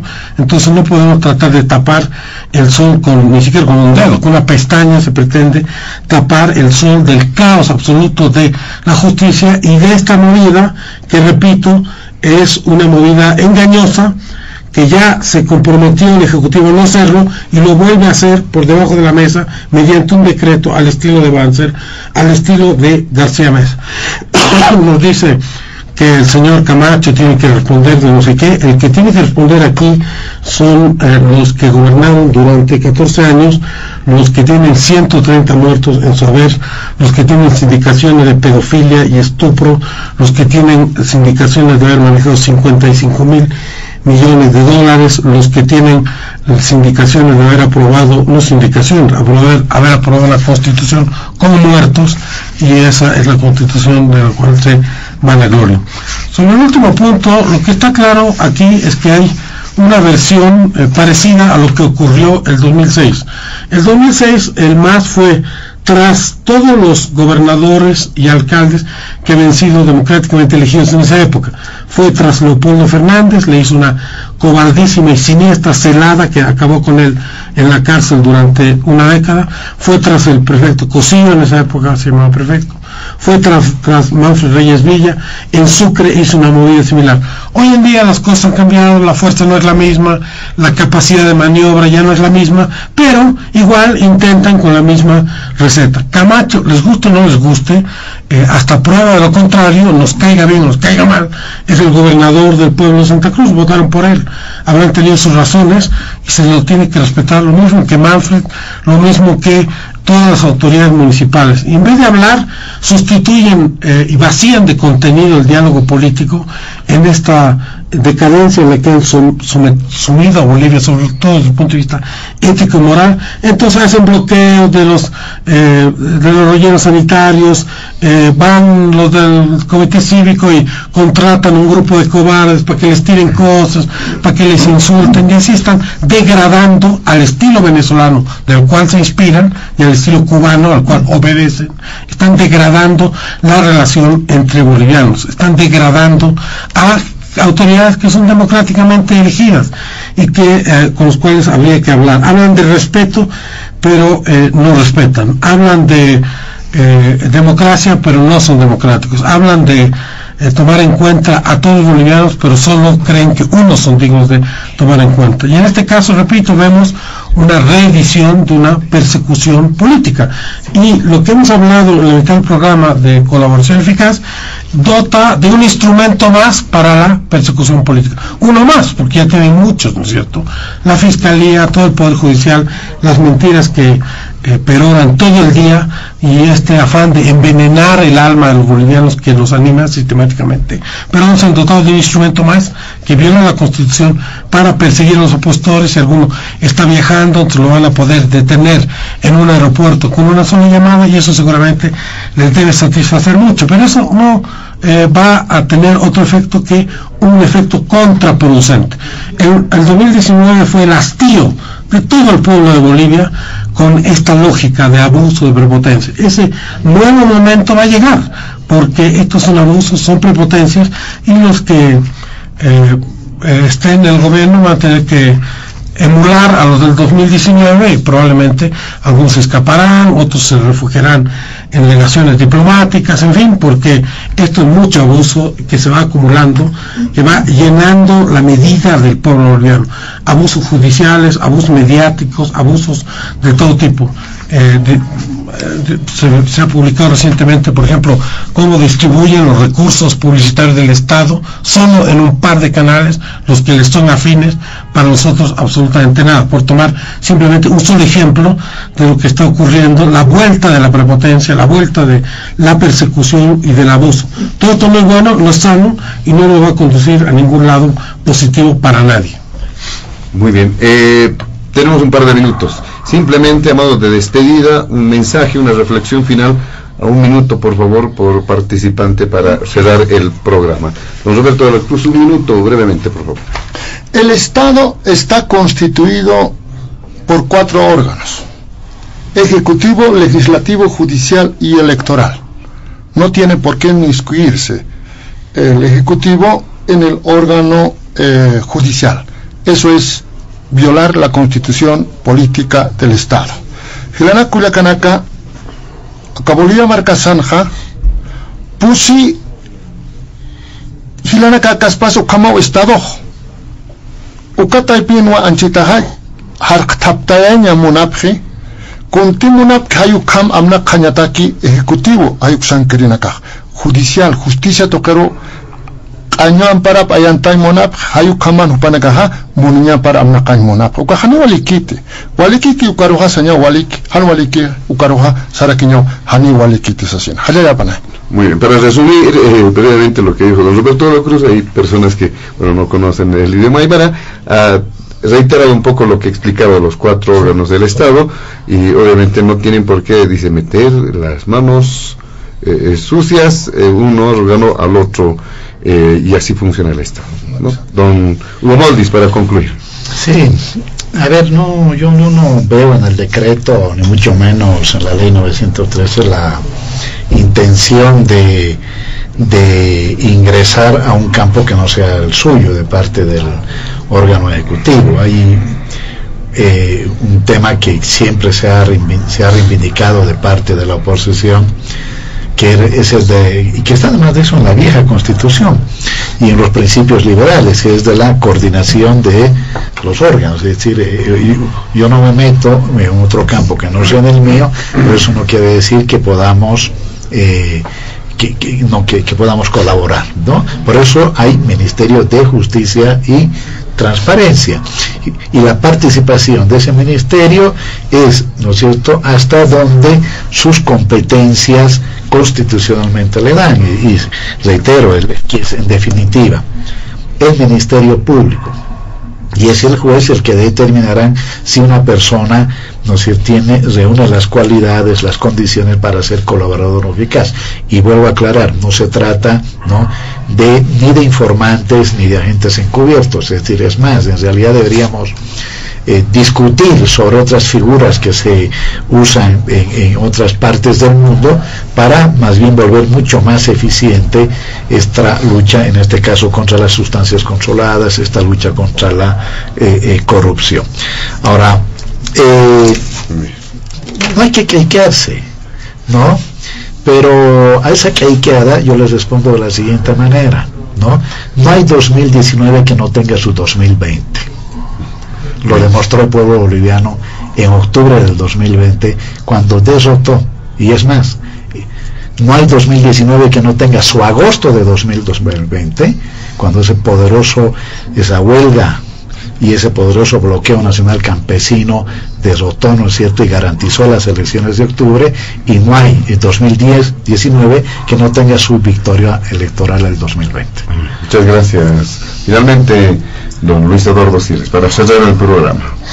Bueno, efectivamente la división de poderes es una base de nuestra Constitución, debería ser respetada y se deberían abrogar decretos tramposos, injerencistas, intervencionistas, como el que acabamos de leer, y a pesar de que lo hemos leído, nos dicen que no dice lo que dice. Esto me suena al señor Torrico, que cuando le han pedido explicaciones sobre los dichos en relación a la señora Copa, ha dicho que él expresó palabras y que no hizo nada más que decir palabras. Aquí estamos entrando en un terreno surrealista de disonancia cognoscitiva, y para cualquier solución que queramos encontrar en el país se necesita hablar, pues se necesita hablar con buena fe, y si ni siquiera entendemos lo mismo lo que las palabras dicen, si alguien entiende una cosa y nosotros entendemos otra cosa, realmente tenemos muchas dificultades, pero estaremos siempre pensando de que el diálogo es algo que puede resultar como el único instrumento antes de que se cumplan los deseos de los que gritaban y pedían que haya una guerra civil. Entonces trataremos de seguir dialogando para no llegar a esos extremos, pese a que los deseaban, pese a que hicieron videos con eso, pese a que insistieron en que esa es su visión de país. Pero bueno, nosotros seguiremos dialogando, para lo cual hay que tener, creo, mucha paciencia y ser bastante estoico. Muchas gracias. Bueno, de esta manera, amigos de todo el país, llegamos a la finalización de Diálogo en Panamericana. Agradecemos la presencia de nuestros invitados especiales de este fin de semana, al exdirigente de la Corel Alto, abogado indígena don Roberto de la Cruz, al analista, exministro de Gobierno don Hugo Moldis, y también a don Luis Eduardo Siles como exdiputado y jefe del MNR. A nombre de la dirección de Panamericana, la planta ejecutiva, y de quien les habla José Luis Flores, el compromiso de que el programa retorna el siguiente fin de semana. Permiso. Diálogo en Panamericana.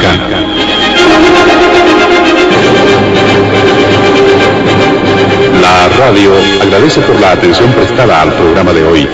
Les invitamos a la próxima entrega del Departamento Periodístico de Panamericana, cuando anunciemos.